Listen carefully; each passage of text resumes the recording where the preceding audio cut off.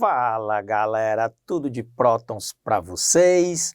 Vamos revisar agora alguns conceitos importantes envolvendo equilíbrios iônicos. E a gente começa com o equilíbrio iônico da água. A água sofre um processo de autoionização. Essa autoionização pode ser escrita dessa forma: H+, mais OH-. Ou ainda esse equilíbrio iônico da água pode ser escrito assim também, ó. H2O mais H2O, formando H3O+, mais OH-. Como é um equilíbrio químico, existe constante de equilíbrio para esse processo. E aí, já considerando que a concentração da água aqui é constante nesse equilíbrio, eu posso dizer que a constante de equilíbrio, que a gente vai simbolizar por Kw, onde esse Wzinho aqui é a inicial da palavra água em inglês, né? Water ou water, como você queira pronunciar, isso aqui vai ser igual à concentração de H+, vezes a concentração de OH-, tá? Se eu tiver a temperatura de 25 graus Celsius, esse Kw vai apresentar um valor de 1 vezes 10 a menos 14. E é exatamente em cima desse valor, aplicando o logaritmo decimal, que a gente chega na famosa escala de pH, em que pH mais o pOH vai ser igual a 14. Acompanha aí, ó, uma tabela que está sendo colocada com os valores de pH. Se o pH for igual a 7, o pOH também vai ser igual a 7, o meio vai ser neutro. Se o pH for maior do que 7 ou o pOH menor do que 7, caracteriza meio básico. E se o pH for menor do que 7, o pOH maior do que 7 vai caracterizar meio ácido. Então, essa história da escala de pH depende aqui do equilíbrio iônico da água. Continuando os equilíbrios iônicos, agora os equilíbrios envolvendo ácidos e bases. Então, vamos pegar um exemplo aqui de cada caso. Se eu pegar o HCN, colocar esse HCN em água, isso aqui vai formar H3O+, é um equilíbrio iônico, porque envolve íons, mais CN-. A constante de equilíbrio aqui, a gente vai simbolizar por Ka. Exatamente esse Azinho aqui é de ácido. A água que é líquida está ocorrendo em meio aquoso, a gente considera a concentração da água constante, então a constante de equilíbrio vai ser a concentração de H3O+, vezes a concentração de CN-, dividido pela concentração de HCN. Quanto maior for o valor de Ka, maior vai ser a concentração de H3O+, e mais forte é um ácido, tá? Então, a gente pode usar essa ideia, comparando ácidos através dos seus valores de Ka, quanto maior o valor de Ka, mais forte é o ácido. Para as bases é semelhante, ó. Vou pegar aqui o NH4OH, o hidróxido de amônio, se dissocia em meio aquoso. NH4+, equilíbrio iônico, equilíbrio que envolve íons, mais OH-. Então, a constante de equilíbrio, que agora vai ser simbolizado por Kb, vai ser igual à concentração de NH4+, vezes a concentração de OH-, dividido pela concentração de NH4OH. A mesma ideia vale aqui para as bases, né? Quanto maior o valor de Kb, maior a concentração de OH-, mais forte é a base. Ou seja, quanto maior o valor de Kb, mais forte vai ser a base. Dessa maneira a gente consegue comparar duas ou mais bases com relação às suas forças.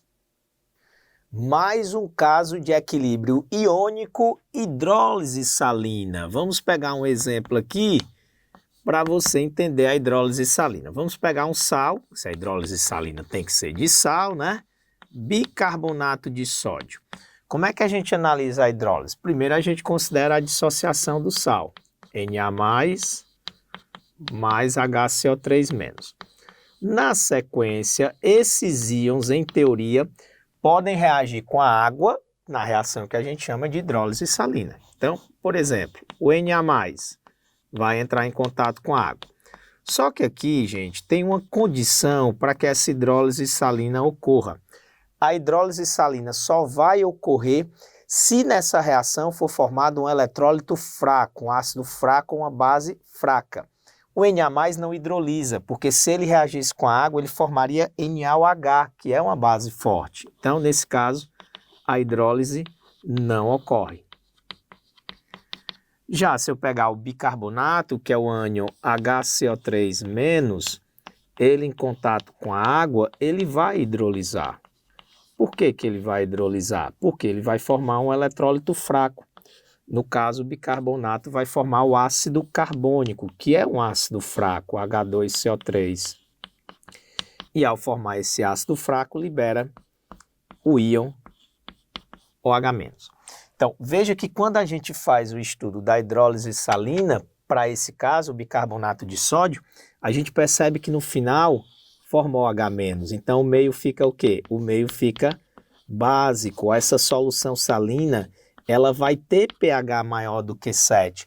A hidrólise é importante porque ela vai te mostrar qual o caráter do sal ou qual o caráter da solução salina. Então, esse sal é um sal de caráter básico. Sua solução salina é básica. Você olha para o sal e diz, mas como que vai ser básico se não tem OH- aqui? Mas fazendo a hidrólise, vai aparecer o OH- na reação de hidrólise. Acompanhe nessa tabela aí que você tem um resumo aí das hidrólises, né? Quando você tem ácido forte com base forte, ácido forte com base fraca, ácido fraco com base forte e os dois sendo fracos. E aí está o resumo de como vai ocorrer esse processo da hidrólise salina. Mais um caso de equilíbrio iônico, a solução tampão. Essa solução tampão, gente, é aquela em que ela praticamente não sofre alteração do seu pH quando é adicionado a ela um ácido ou uma base. Esses sistemas tampões são muito importantes, por exemplo, no nosso organismo. O nosso sangue ele é tamponado, ele é um sistema tampão, exatamente para evitar uma grande variação de pH no sangue, o que provocaria uma série de problemas dentro do nosso organismo. Como é que você faz essas soluções tampões? Como é que você constrói essas soluções? A solução tampão ela pode ser formada a partir de um ácido fraco e o seu sal conjugado,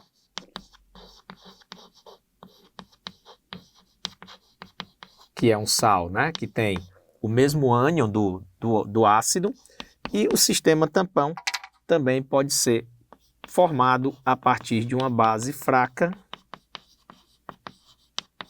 também com o seu sal conjugado. O sal conjugado da base fraca é um sal que tem o mesmo ânion da base. Quando você fizer esses sistemas, você vai conseguir produzir esses sistemas tampões que são importantes exatamente porque eles mantêm o pH praticamente constante mesmo quando for adicionado um ácido a esse sistema ou quando for adicionado uma base. E o último caso que a gente está estudando de equilíbrio iônico, produto de solubilidade, que pode ser representado por KPS ou simplesmente por KS. Aqui é um equilíbrio heterogêneo. Então, por exemplo, se você tiver o sulfato de bário, que é um sal de baixíssima solubilidade, ele vai estar nesse equilíbrio heterogêneo aqui, ó. Eu tenho o sólido e tenho também os íons presentes na solução. Então, o sólido vai solubilizando, os íons vão precipitando. Quando a velocidade dos dois processos se iguala, o sistema entra em equilíbrio. É uma constante de equilíbrio como Kc, Kp, Ka, Kb, Kw. Só que agora ela é simbolizada por Kps. E lembre-se de um detalhe importante.